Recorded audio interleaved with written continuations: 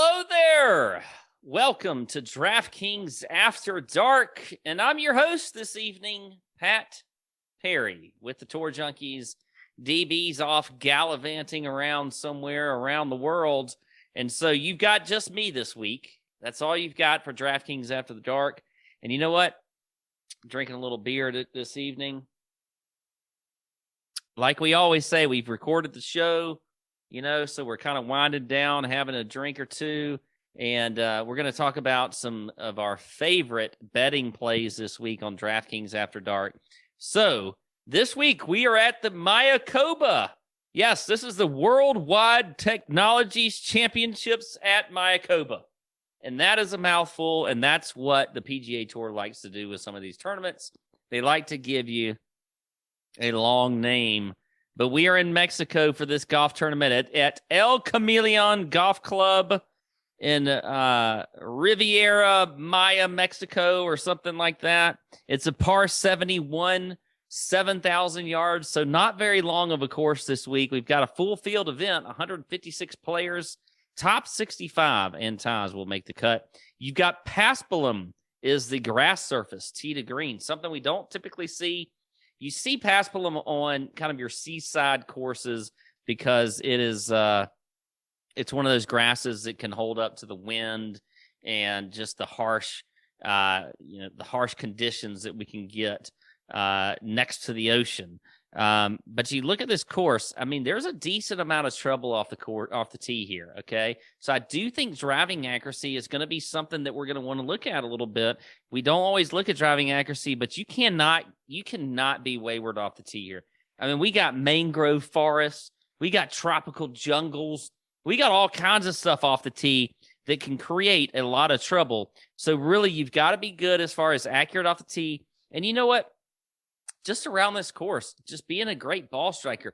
Pretty large greens here, but you got to really be able to control your ball off the tee and into these greens. And then from there on, it's just a putting contest and a scoring contest because there's going to be a lot of scoring this week. If you look at the past champions here, we've seen a lot of scoring. Victor Hovland won here last year. He was at 20-1, by the way. He was 20 under par. Brendan Todd won here in 2019. He was 100-1, and he was also 20 under par. Matt Kuchar, 50-1 in 2018. He was at 22 under. And then Patton Kizzire was at 60-1 in 2017, and he won at 19 under. So that 19, 20 under, that kind of range, that's what we're going to see this week, okay? And unless the weather is just awful, I don't think it's going to be that much different. So when you're looking at stats, I think you look at course history, you look at form, you look at strokes gained approach, driving accuracy, as I mentioned, ball striking, you look at things like birdie stats and that kind of stuff, birdie or better percentage, those kind of things. That's what you're going to want to look at this week on this course. So let's get into some plays this week as far as bets that I like. And if we look at the shorter odds, you got a Justin Thomas at 11-1. You got Abraham Ancer up there at 16-1. Finau's at 20-1. Brooks Koepka. Everybody loves some Brooks Koepka. He's at 25-1. You know what? I'm staying away from Brooks Koepka. He's the guy I'm staying away from. I don't want any part of it. He's in vacation mode. He's over there like they're poolside right now. Right now, probably while I'm recording, they're poolside. They just finished a little dinner or something, and Jenna's in Brooks's girlfriend is making him take some pictures of her. He's probably got a thong on or something like that. So and that's what you get with Brooks Koepka in these type events. I don't want any part of it. He's there to have fun, play a little golf. Maybe, who knows what's going to happen. He's not winning. I don't think he's winning. 25-1 Brooks Koepka. No, for me. Now, I will play some Victor Hovland, though, at 16-1. Now, I know that a lot of people don't like to take the defending champion. I understand that. But I think Victor Hovland is a good play at 16-1. He's been playing fantastic lately. You look at the stats, across the board. It's just been, he's literally like the number one player in the field. When you look at birdie or better percentage, you look at driving accuracy, ball striking, strokes gained approach, all of that kind of stuff. Victor Hovland checks all the boxes. So at 16-1, if you're going to take a shorter odds guy, I like that number for him. Now, In the mid-range, there's quite a few plays that I really like in here. One is Aaron Wise. He's at 30-1. Well, he's been playing fantastic lately. He's got good course history here. I mean, he finished, I think, second here recently. Could be wrong. Yeah, second last year, top 10 in 2019. He's been playing well. Aaron Wise at 9,600, I think, is a real. Sorry, that's DFS, not 9,600. 30-1. Anyway, moving on to a few other guys that I really like in this range.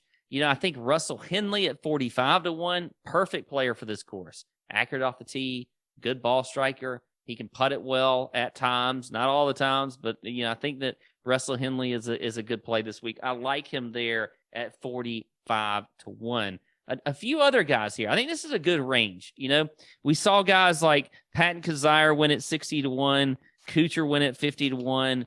Those guys, that I think that's a good range here outside of some of your longer shot guys.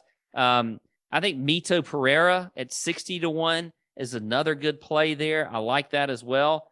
You got Emiliano Grillo. He's at 65-1. I like that one. Patrick Rogers is a guy we saw play really well last week at Bermuda. I think Patrick Rogers at 70-1 could have a chance to win this tournament, and I like that number as well for him. Another guy is Kevin Streelman at 80-1. Now, you know what? A lot of people would say, Streelman's an old guy, whatever. But you know who won here? Graham McDowell won here a few years ago. And he was kind of like out of his prime, considered to just be sort of washed up a little bit. But then he ends up winning. And Graham McDowell, like Streelman is like the American Graham McDowell, kind of a shorter dude, just hits fairways, hits greens. I think Kevin Streelman at 80-1 is a really good number there also. And then Chris Kirk, Georgia guy, 90-1, has, kind of come on a little bit better this year. I think Chris Kirk at 90-1 makes a little bit of sense, and I like that play. Now, here's a few guys in that 100-1 to 200-1 range that I really do like. Joel Damon is at 100-1. Fantastic play. I love that play. You got Russell Knox at 100-1. He's played well recently. He's played well here as well. So I like that at 100-1. A couple others that I think getting into this, into this longer shot range. Danny Lee is 130-1. Danny Lee, I think, when you think about Danny Lee, let me get a sip of this beer real quick. Danny Lee is someone that's just a weird golfer, but he can win. He can win. And, you kind of just don't want to play him or do whatever. But, I like Danny Lee as a good play this week. He finished second last week. Kind of surprised me. But you know what? I was thinking about playing him last week. I thought about it, but I didn't. And I should have. And you can get Danny Lee at 130-1. Or as a top 10, you get him at 9-1, which I like that as a top 10. Danny Lee, 9-1. I think that's a great play. A couple others in here that I like. Tom Hoagie, also at 9-1 as a top 10. He's 130-1 to win this golf tournament. I think that's a good number for him. Also, a couple even longer shot guys that I think could make a little bit of noise this week. Vincent Whaley is 200-1. Vincent Whaley had a top 10 finish last week at Bermuda. Not all that bad. We've seen him play well in a lot of tournaments since he's come in on tour. He's not a rookie. He's got some starts under his belt. I think 200-1 is just way too long for him. And he's 14-1 as a top 10. Don't mind that at all. I think that is a good play. So I will do so. And then I guess I'll go a little bit shorter and give you one more, just a little bit shorter play. I will go with Chez Reavie at 100-1. I think that's a good, this is a perfect course for Chez. Short, accurate off the tee, great ball striker. This is the course where you want to play a little Chez Reavie, 100-1. He's 7-1 as a top 10. Now, if you want to look at a few top 20s this week, I think there's a few that I really like that I think are really good numbers. Ricky Fowler is plus 200. He's been playing really well lately. I like that as a top 20 bet.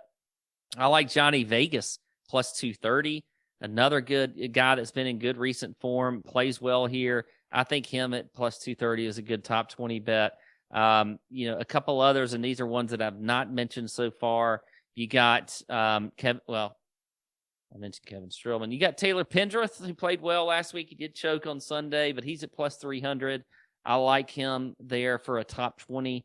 Also like CT Pan. It's plus 300. This is a CT Pan week, I think. I think this is a good course fit for him. He's at plus 300 to finish in the top 20. That is a good bet. Also, let's look at a few longer odds guys here that I think could be good plays. You got guys like Rory Sabatini. I love him at plus 450.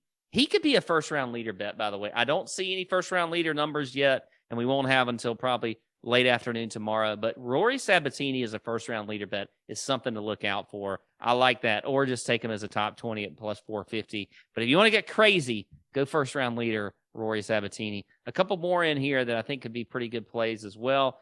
I mentioned Vincent Whaley. He's at plus 650. I think that's a good number for a top 20. Hank Lebiota's plus 650.